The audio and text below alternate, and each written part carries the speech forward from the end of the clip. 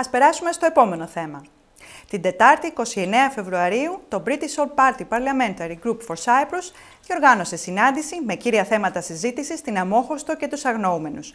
Η συζήτηση πραγματοποιήθηκε στο Port House, στο κεντρικό Λονδίνο, και συμμετέχοντες ήταν Ελληνοκύπροι αλλά και Τουρκοκύπροι. Το Προεδρείο αποτελούσαν ο David Barrows, πρόεδρος του British All Party Parliamentary Group for Cyprus, ο οποίος συντόνισε και τη συζήτηση, καθώς και οι Βρετανοί βουλευτές Anti Love, Alan Mill και Jim Sheridan.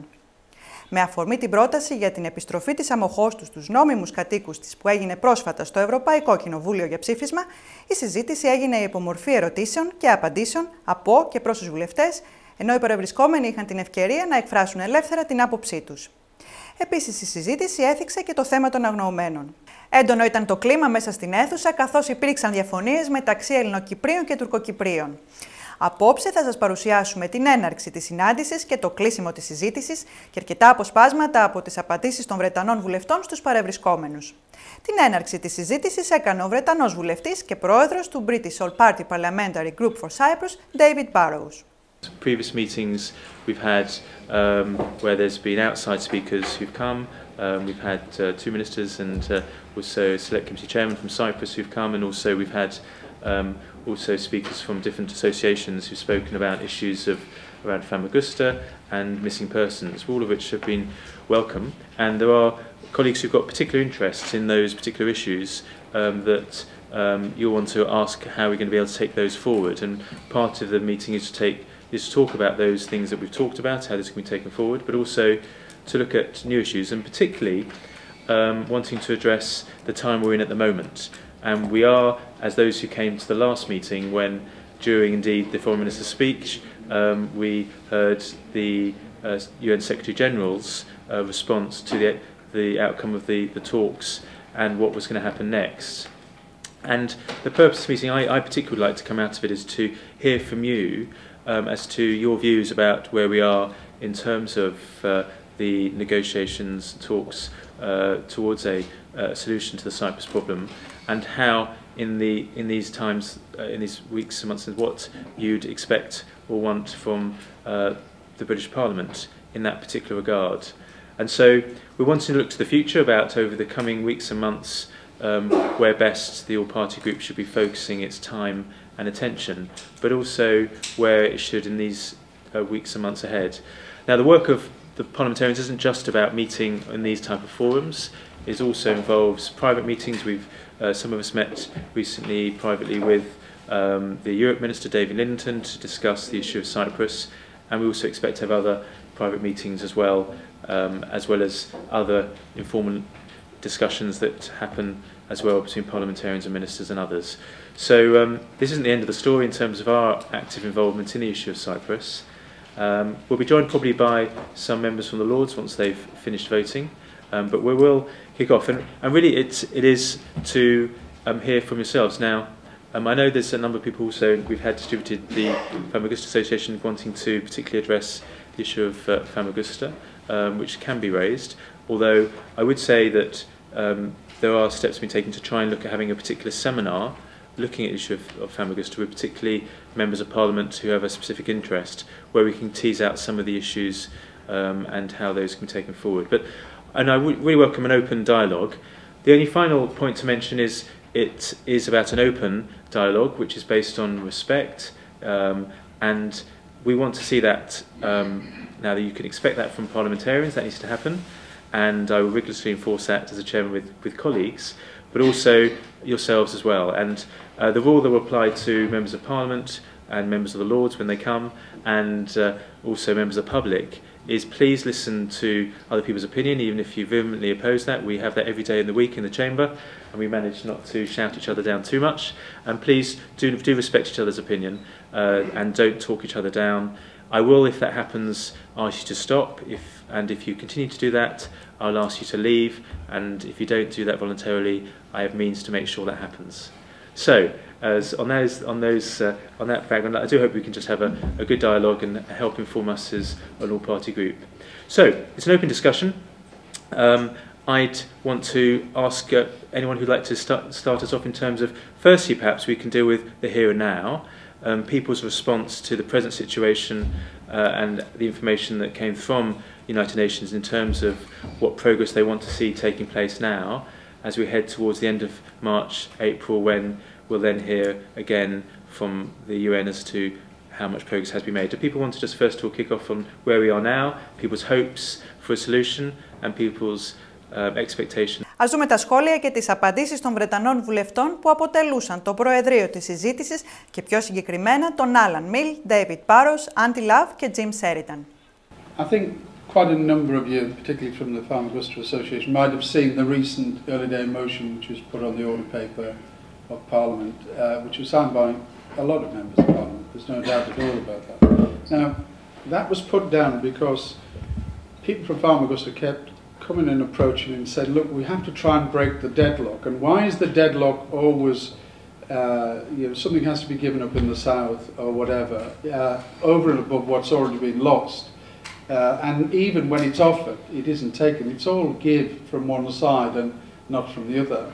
And there were rumours abounding that certain areas might be handed over as long as new territorial boundaries were created.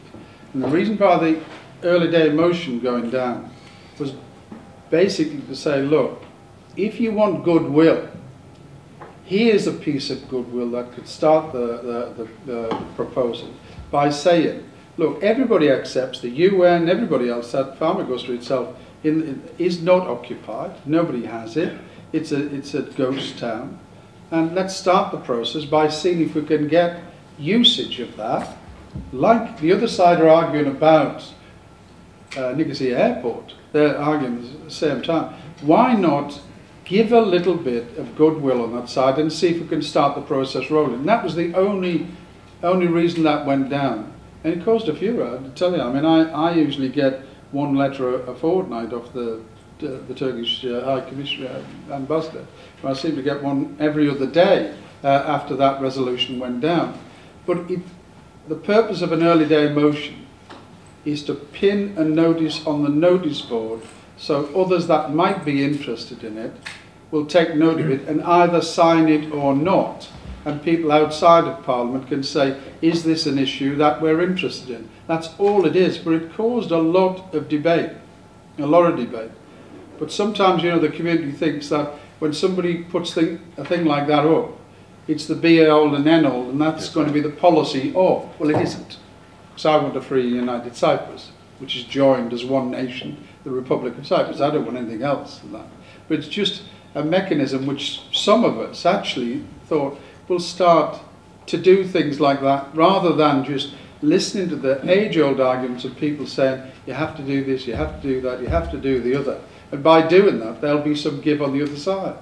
We were just trying to do exactly the same back. And as I say, it had an effect. I don't know whether anybody wants to respond to that. Transferred over to Famagusta with its exiled local municipality and some arrangement that might have occurred since 1974 there, whereby the area can be opened up so that the people who own Famagusta, whatever part of the Cypriot community they come from, can re-establish itself and work it like that. But the management of such would be done under the auspices of the UN, as PILA is. But it would be managed by the joint municipality and executive. And I think that it's not something, a new idea. It's been going since 1974 and quite successfully. And with the missing persons, we have previously looked at the issue, but recognising that as an all-party parliamentary group, the possibility of us ourselves conducting our own inquiry on behalf of UK citizens with families who are missing, and to ensure that we use the resource of the United Nations Committee, which is on a bi-communal basis, through them to be able to then draw on those concerns about unanswered questions, and that we can, over a few sessions, be able to conduct such an inquiry, calling evidence, and then ourselves can produce a report which can go to both the government and also international bodies as well. About missing persons, and we will be preparing a report which we will then hopefully publish and discuss in Parliament. And in the process of producing that report, we will call on the advice and help and services of the Missing Persons Committee from both communities and indeed the UN umbrella organisation in Cyprus. And nobody shall be kept out. Everybody shall be involved and kept informed. And it will be published and it will be debated in this place when it's concluded. And in the interim, we will also invite the European Commission for Human Rights to examine the findings of our work. Letting the debate go across both communities is really, really important. But let me just say, I wanted to pick up the point that the gentleman with the white hair, apologies for not remembering your name, in relation to the role that Britain as one of the guarantor powers can play.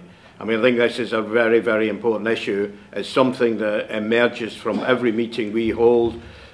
You've articulated it tonight, and I think we try as best we can to implement it.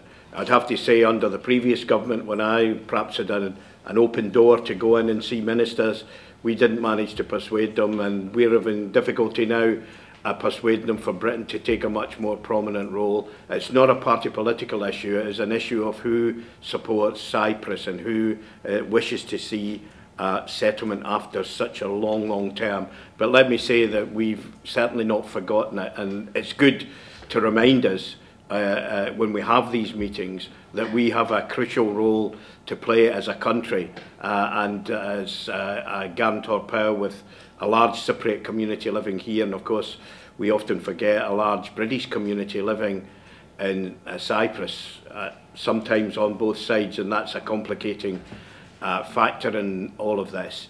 The second issue I wanted to just touch upon was in relation to confidence, what you could broadly call confidence building measures, and it would appear from the discussion, I was very interested to hear some of the comments. There seems to be a general conclusion that perhaps the opening up of Famagusta or the trade and travel issues that were mentioned by Turkish Cypriots are a step too far at the present time. But I thought there was an amazing unanimity when it came to talking about missing people. And we know that the UN, indeed this is one of the reasons why this committee is going to pick up this issue, because we do believe that real progress can be made, not just in relation to the missing people, but in building confidence between the two communities. I would also mention, it hasn't been talked about a great deal here, but there has been some work done by this committee on the desecration of sites, particularly in the north, but one of the contributors suggested that may well have happened in the south as well. I think it's an issue we need to look at. I would have thought there is broad support in this meeting, even though there are many, many other differences, the broad support that we should be looking at that to see whether that's a confidence building measure, and that may be something that we can take away as a committee and see what more we can do to try and build confidence between the two communities on that basis. And of course, building the bridges from that level to a higher level would be part and parcel of what it is you're trying to achieve, because I happen to believe, and I think this is reflected around the room tonight, there are still major differences, major misunderstandings, major differences in emphasis from the two communities, and it does appear to me that we do need, in a small way, to build confidence between the two communities, diaspora communities in this country, but hopefully through those measures to build confidence where it really matters back in Cyprus. We will play our small part to achieve that. But I would like to hear, and I hope we get an opportunity, although time is now moving on, I'd like to hear some of the ideas on, I think it was one of the early contributors suggested that progress wasn't being made. I think that's probably widely accepted by everyone. Different reasons no doubt will be given as to why that's happening, but I'd like to hear more about how we can make progress so that to get these negotiations under a proper auspices and some more confidence that they're moving in a positive direction. 10 years ago that we would have the Queen visiting Southern Ireland, and that was down to the very fact, I was in Ireland last week and it was a delight to see politicians and other people from both the north and south sitting down at meetings, having dinner, having lunch, behaving in a civilised way. And I remember at the time, some years ago, people saying to me, we will never ever get a solution in the Northern Ireland. And unless and until we treat each other, and I'm talking about the Turkish and Cypriot people, unless we treat as equal partners, and I'm talking about the politicians here, mainly the politicians, until we sit down and treat each other as equal partners and negotiate seriously to get a satisfactory solution, then nothing will happen. So, as I say, there are many parallels, and in part the inquiry that we're looking at, or hope to look at, perhaps we can look at the situation in Northern Ireland, see if we can draw any lessons from it, and then bring it forward to the situation in Cyprus. Second thing is that there are at least one, possibly two people on this side of the table that believe that there should only be one island of Ireland and that should be united. Το κλείσιμο της συζήτησης έκανε ο πρόεδρος του British All Party Parliamentary Group for Cyprus, David Barrows. I think this is, I mean, we've been, somebody's been in this house a lot longer than me, but we've all been in this for a minimum of 6 years in terms of Cyprus. We're going on how many years? 25. 25. And Andy? About 20, there we go. And so we've been in this issue fund, but this is a refreshing meeting, although it's difficult to hear as well. But to have this kind of dialogue is something we haven't had much of in Parliament. And so can I thank everyone for showing each other respect and for what was said. Can I though pick up on a few issues briefly? St Andrews Monastery, well, we had good news from the meeting we had with the Minister, and that there's been agreement, and there's been agreement to carry out important restoration works on St Andreas Monastery, and that's all been properly agreed, and that will now be taken forward.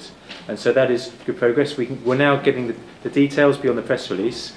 On the issues of cultural destruction, which is on a humanitarian issue, we are looking in May to take forward an initiative which is looking at particularly the issue of cemeteries, and to look on a bi-communal basis and to work with both communities for concerned citizens here in terms of relatives and the respect that they're held in terms of the way they're respected in the cemeteries, and to make sure that we can go across and do our part to ensure that they are cleaned up properly, and further details will come out about that.